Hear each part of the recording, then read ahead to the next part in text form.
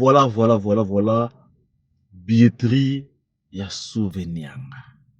Vente ba billet ya Accor Arena ya Souverain Premier JB Mpiana et kangi internet kobanda lelo ti lobby. Nana kolongola JB Mpiana na actualité mikolo oyo. Vente ba billet de 10h jusqu'au tour de 14h. Normalement, la page news surtout ka JB. Tout le monde affaire billetterie wana ekende nini. Challenge et zongi tout le monde a soutien papa chéri na profile na Facebook na ba TikTok challenge zaka moko ya papa chéri. Exba actualité mso ezati.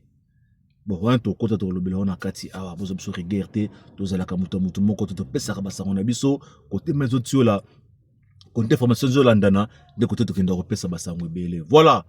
Mbutu ekeye zongi tomoni bandeko ba frère propre ba komi kokota makambo ya le Valentin Maweranson contre Kofi Olomide. Alors to lobelango awa to fanda bozo ba kisi to fanda. Voilà, nengzalaka toujours saint balobaka Saint Figaro maboko ya toujours pembe likambo na moto te balobi bambali banga toujours na mbumo etela na pesi mbote na dodoma ziza mona shenge na propre. Et baramo place aux alliés, Onge Dival Kasongo, Mouyaka sans complexe, et baramo place aux alliés. Voilà. Billetterie, il faut moi mi et JB Mpiana. Bande kwa bolingo. Moi je pensais que JB Mpiana azalaka na bafane belete. Ndo kanisa ke no batu babosa na JB Mpiana. Kaya kanisa ke JB Mpiana soka tie libaya batu ba répondre te. Batu bakoyate na comprendre siko ke na bande komi kosa JB Mpiana yende na minute oyoyo akangi internet bozonga regerte na lobene bande na zamuta mutute to pesa basango na biso ndenge zo kendelele mezo tsola kote nini aka seke na tongo jibotsa otia libaya to mona ka Roger Ngando aleki ba musicien nani ya JB baleki ba jantamicine ba leki ba lobi sili mais nazo mona na réseaux sociaux ba jeune fille ba mama ba jeune garçon bango tout challenge ya JB Mpiana zebuka TH nde TH banzima osu to bossa na meto mona ngo etlamu kilelo kaka pona JB Mpiana concert et le 16 novembre bandeko ba bolingo. Est-ce que JB akosana ki kokufa toi baba yini na ye to ndenge nini? Voilà. Vona parti na fongole li. Siko to kota na faire ba billet bandeko ba bolingo. Ko banda 10h heure ya Paris. Ton ba fongoli billetterie. Ah, osiko ko heure nini?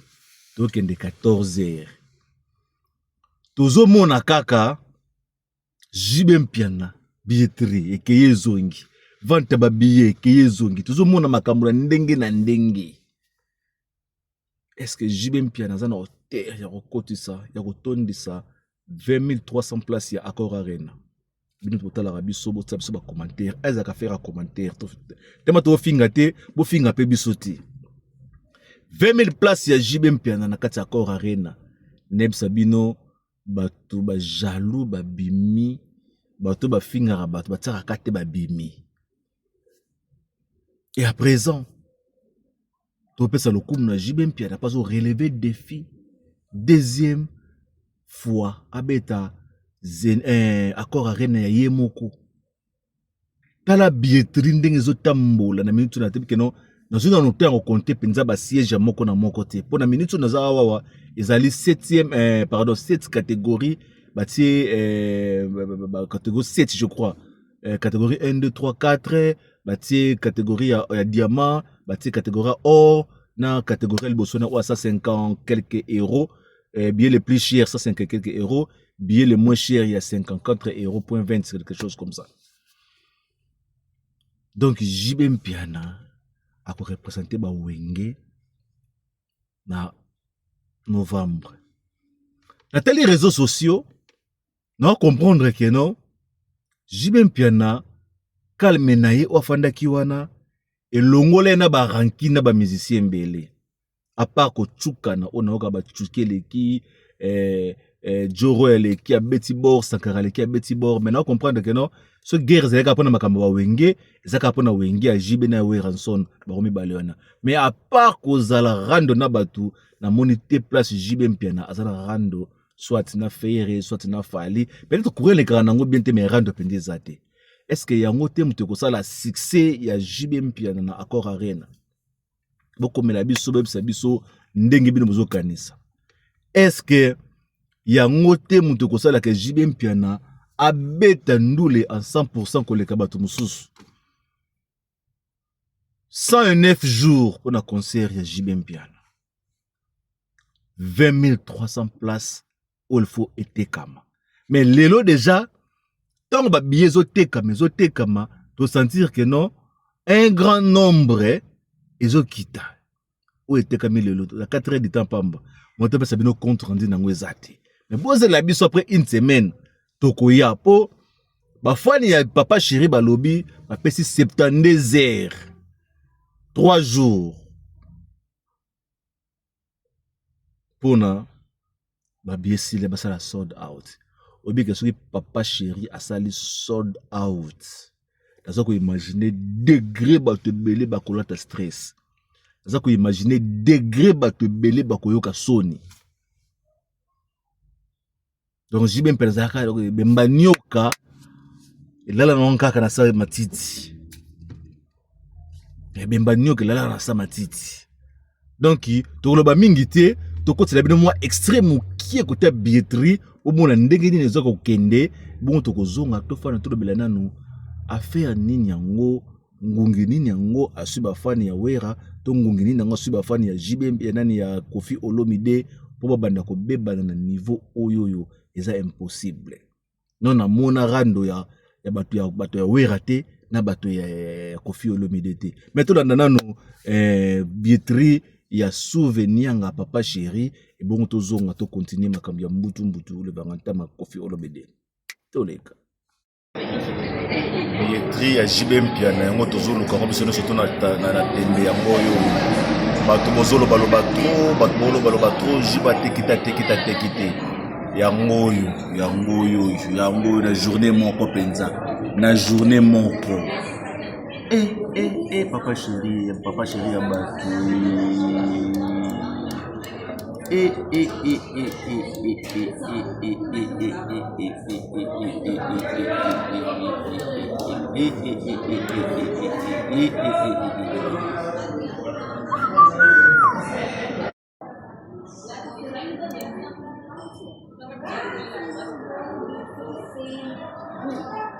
Voilà, tous allez avec Jibem Piana leader ya Mofune.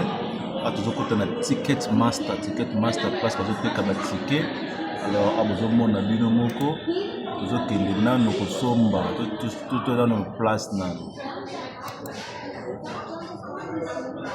Jibem.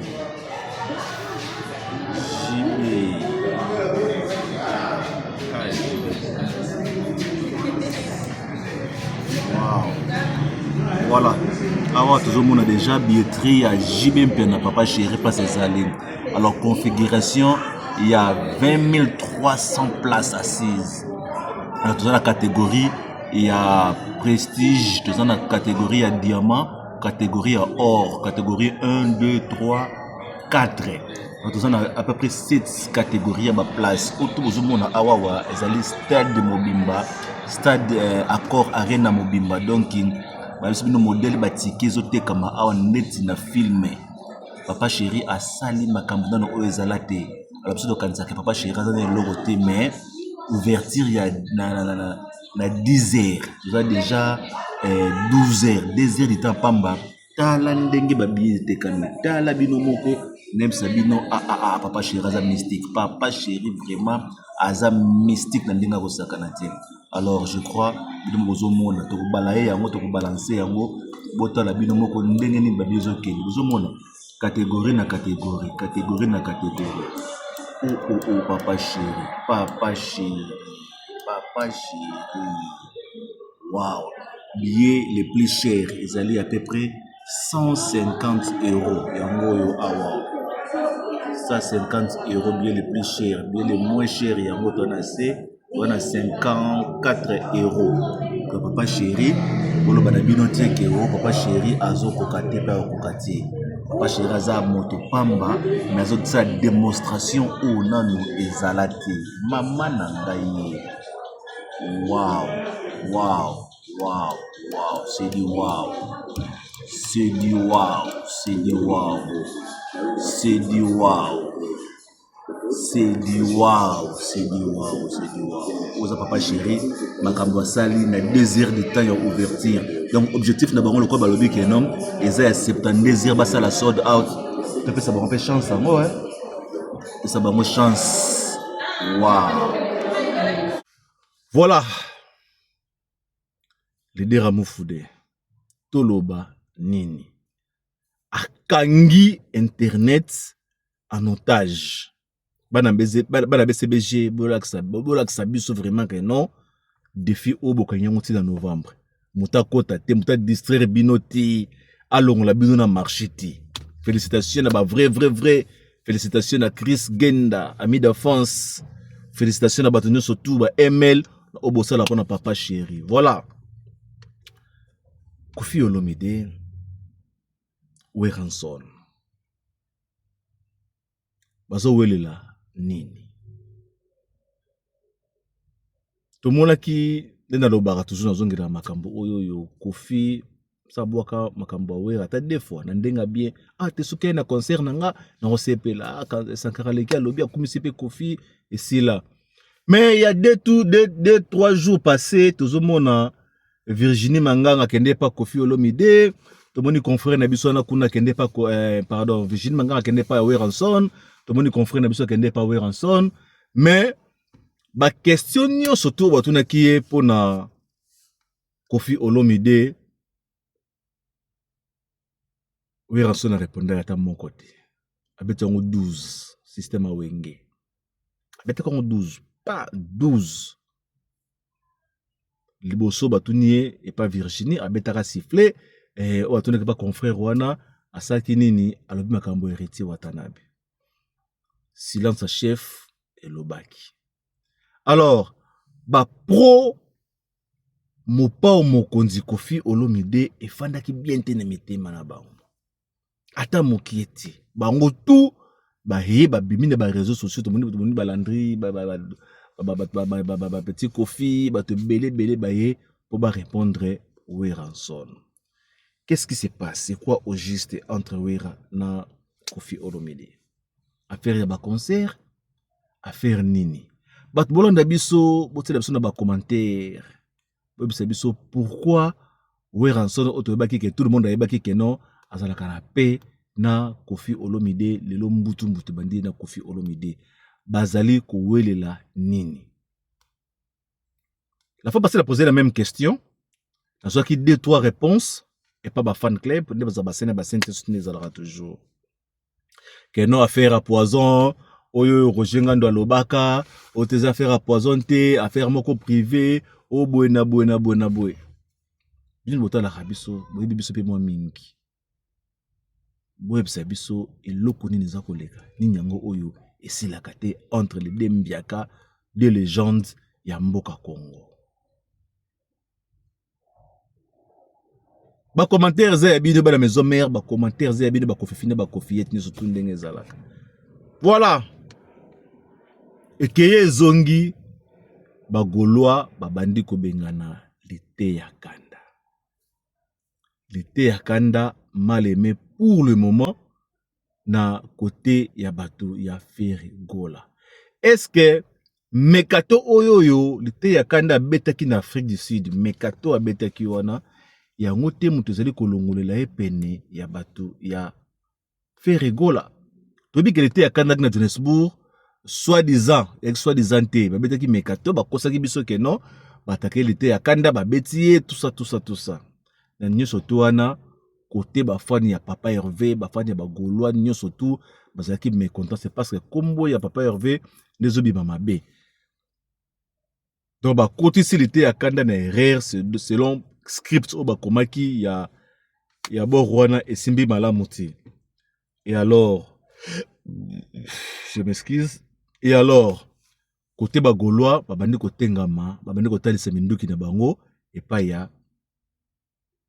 l'été ya kanda. Alors l'été ya kanda, selon ba source ya miki o tozali kozwa, bazali koyebisa biso ke non l'été ya kanda déjà azali kotalisa pe azali ko préparer sortie na ye et pas ya Bagolois kokende kokota na la team Wata. Bana la team Wata, bana Afrique du Sud, est-ce que boko yamba l'été ya kanda? La team Wata ya Congo, est-ce que boko yamba l'été ya kanda?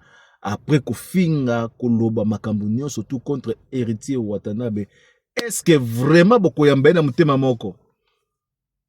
Voilà zali ba question Saint Figaro toujours tout. C'est parce que sur l'été ya kanda abima a défendre la papa Hervé na façon moko ya kondimate. Alors le nous awawa na ko chrétien ko benga ba héritier mutakala makambo to na ba njir wana, est-ce que la team Wata bako yamba très bien ba yamba comme mutu na bango to l'été ya kanda abimi kaka po aluka système nzela ya poto. Boya no la biso nzela poto elobisa bato ba n'importe quoi. Nzela poto etinda bato ba finga baloba na ndenge na bango. Est-ce que l'été ya kanda azo dusola te aluka orchestre oyoyo e ko memena poto? Voilà, passer un figurant de toujours le sous les karaté. Votre sur bas commentaire, tu retires les billets sur billetterie, ya JBM Piana, votre la bide moko ndeni ba billet zote kama, votre la bide moko ndeni ba billet ezali ko kende na vitesse ya mopepe. To la kibino keno, bana BCBG balobi bien, 72 heures bana besoin sold out. Alors, biso de PC bango une semaine pour te kozonga ko ça la compte rendu. Il y a 20 300 places, il y a encore Arena Oebetama les 16, il y a JBM Piana, où il y a Fanda plus de 25 ans. Combien d'années il y a Beta sur la potote? Bato ba seka, bato ba benga soki nani, ba loba ou ba kokoko loba. Alors, bino, ba vrai, votre commentaire pour osa parler na bino na chez bino. A to côté la motote, to lo barapé, ma be ya motote lo finga raté, to linga pete ke ba finga biso. Voilà, biso na bino, to kokutana. Mais botela nanu vente ba billet. Ndenge nini ezali koleka bongo tokozonga po topesa bino bye bye. Billetterie ya JBM Piana yango tozoluka biso nyonso to na tembe yango oyo bato bozoloba loba trop jiba tekita te yango oyo na journée moko penza na journée moko papa chéri ya bato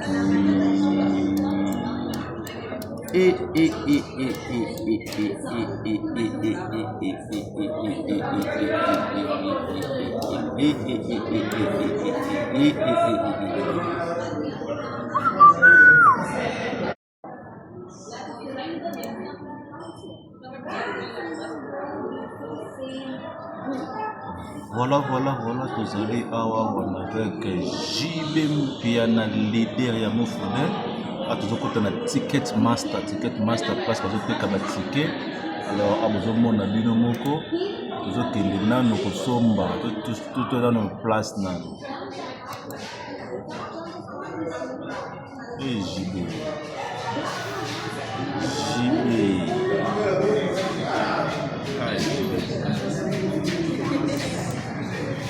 wow. Voilà. Alors, on a déjà billetterie à JBM Piana Papa Chéri Place Esaline. Alors, configuration, il y a 20 300 places assises.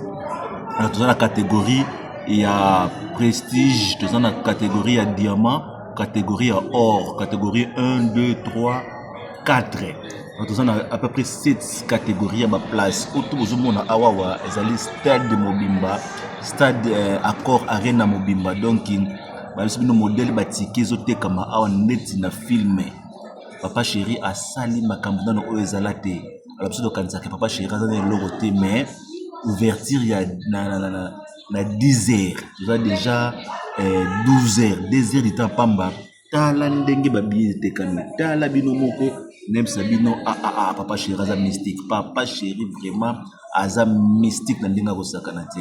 Alors je crois bino mozo mona to balaye yango to balancer yango bota la bino moko ndenge ni ba bizo ke mozo mona catégorie na catégorie oh Papa Chéri wow billets les plus chers, ils allaient à peu près 150 euros. Yango awa. 150 euros, billets les plus chers. Billets les moins chers, yango on a 54 euros. Que papa chéri, pour le banabino tieke o, papa chéri, azo kokate pa kokate. Papa chéri, aza moto pamba, mais azo sa démonstration ou nanu ezalati. Maman nangaye. Waouh, waouh, waouh, waouh, c'est du waouh. C'est du waouh, c'est du waouh. C'est du waouh. C'est du waouh, c'est du waouh, c'est du waouh. Oza papa chéri, makambo sali na 2 heures de temps ya ouverture. Donc objectif na bango le quoi balobi que non, eza ya 72 heures basa la sold out. Peut ça bango chance à moi, hein. Et ça bango chance. Waouh. Voilà, on est bongo. Papa chéri vend sa billet na ye au moni nyonso to wana. Et alors, bo juger yango ndenge nini na premier jour. Ndeto la kebino tokozonga pour la contre de Fast Figaro, les journalistes n'a pas d'amis. Donc il y a contre rendu ya musuni. Voilà, merci à vous basena basentine surtout dans Fast Figaro, les éléments répliques muke surtout pour makamba JB Mpiana, tokozonga po to le belabino toujours makambo ndenge nezo lekela. Cheers.